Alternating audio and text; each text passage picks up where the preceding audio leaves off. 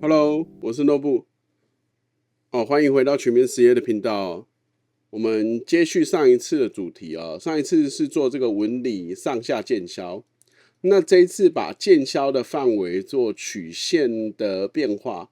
大家可以看到这个杯子这里杯身哦，这个你可以把它当成花器或者是杯子哦。有些人就想要这种波浪纹理的渐消啊，那它有几个重点哦，在这边从头到尾解释一下。第一个是我们怎么建立这个纹理水波的这个纹理啊？那像这个做法给大家看一下，像这是最后流动上去的结果，要怎么做出这一个水波的这个纹理啊？就这样啊，而且它是很平均的啊，所以会有几个很关键的重点，一个是建立平均的水波纹理。然后第二个怎么让它流动上去的时候，尺寸也是很平均的，不会大大小小的变化。然后接下来是组装的间隙，这个公差的精准度也很重要啊。那如果你都可以做确实，这整个组上去是完全是封闭的实体，那我们就来示范一次，我们就延续上一次的做法到这边。那我们要去设计一个啊。让它水波的曲线啊，那我在这里就随意这样画，我先这样啊，我们怎么画都可以，反正就是做一个水波的曲线，就这样。那因为我头尾要保持 G1 连续嘛，所以我头尾是水平的啊，就这样。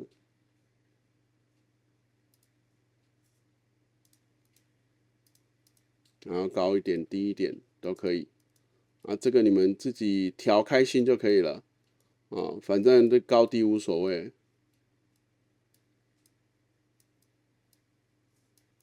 假设是这样，这里低，这里高 ，OK。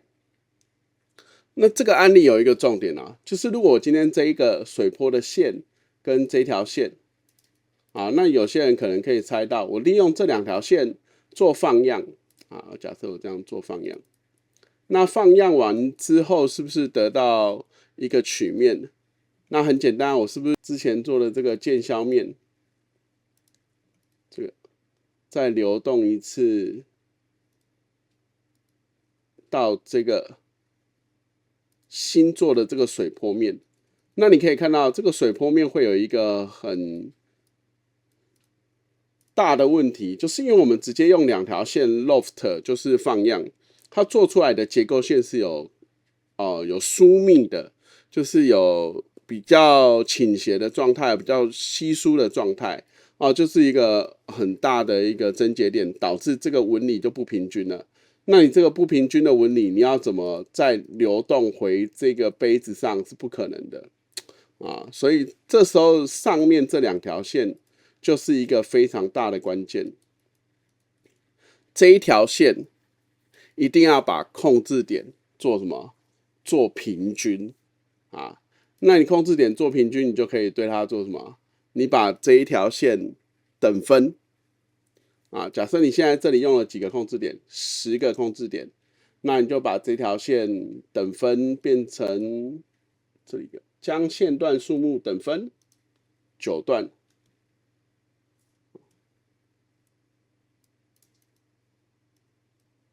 对，这样就有十个点好，那这10个点呢，跟我们刚刚画的这个控制点，这个曲线的控制点做什么？做对齐那你在这里用什么方法对齐都可以，比如说用设定 XYZ 的设定 X 对齐它也可以，或者是你就拖操作轴开这个锁点就这样拖过去，拖过去，就可以对齐它。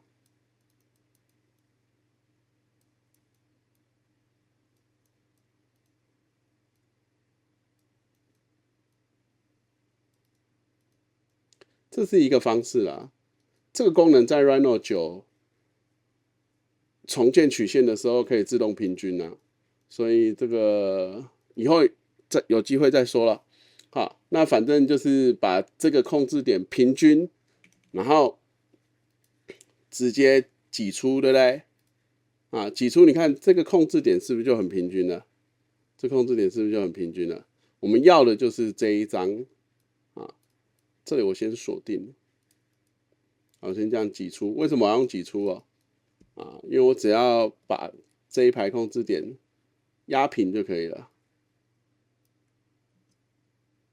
OK， 啊，这个基本操作大家自己会操作就可以了。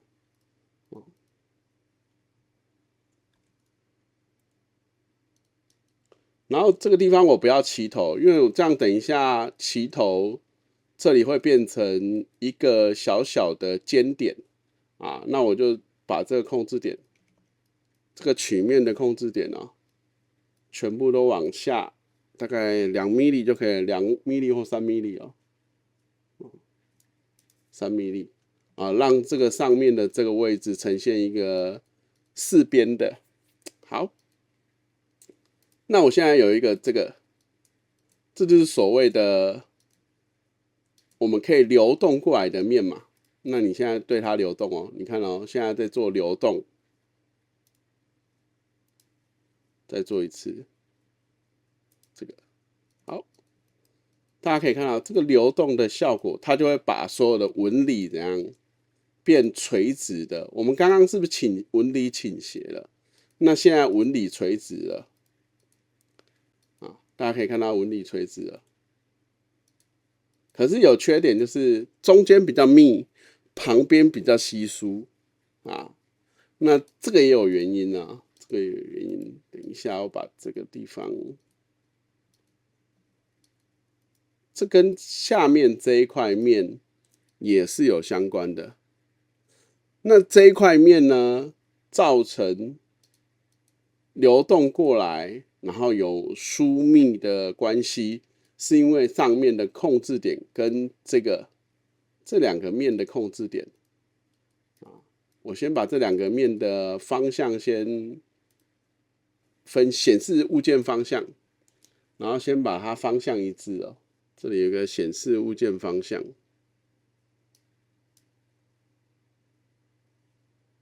然后我可以先个别调整这个。这个我可以先反转它的正反面，然后反转 V 啊，让它们方向都一致啊。这跟疏密度没有关系，只是说在流动的时候比较不会出错啊，所以通常我都会先做这个动作。好，然后这个曲面我先把它删掉。怎么让它们对应起来是刚好可以均等的关键，就是在于它们的控制点的数量要一模一样的间距数量啊，这是最理想的。那所以我们这边是不是10排的控制点？然后这10排的控制点10颗啦，啊，10颗的控制，10颗没错嘛，哈，10颗。啊，那10颗控制点去产生什么？啊，我在这边把这个面跟这个面复制到这边来，操作给大家看。我先把它隐藏，啊，那我把这个线也是一样复制，从这个点复制到这里。那我们这个10颗控制点是不是已经调整好，是对齐好的嘛？那我就直接对它做什么？也是一样 设定 SYZ， 然后把它从 Y 方向压扁啊，这样是不是10个控制点？然后挤出或者放样都可以了。这放样你要2条嘛，然后给方向是这边，这样啊，这个面底部的那块面就不需要。那这个面跟这个面，那我们的分析方向啊，反转，然后红色、绿色反转，这样让它们方向都一致。好了，那你用这个纹理啊，再重新流动一次这是一个很关键的一个地方哦，就这样流动，然后把这个纹理非常非常的关键，把它量个尺寸给你们看，5.04， 5.04，每一个地方都是5.04，非常的精准啊。这个算是一个很关键的操作概念。然后接下来上面跟这个一样，我跟它上面这个地方一样再压扁好了，跟这个点，这样这里可以做放样。好，你就这样把这个面放样出来，然后跟我们这个底部的这个剑鞘的组合，这样是不是就变成一整块？哦，给大家看一下纹理，它这样一整块。那我们就拿这一块，这个地方杯子这个原本这个我要把它拿走，啊，那我现在把这一块已经做好水波比例的这个纹理拿来流动，流动到这里 ，OK， 这一块可以隐藏。啊，这边我先给大家看一下效果，这样的流动的效果是非常的好。然后我组合给大家看一下，大家可以看到它是一个封闭的，它是一个实体哦，效果非常的好啊，也是平均的。那我怎么证明它平均呢？就量尺寸嘛，就是这个对齐。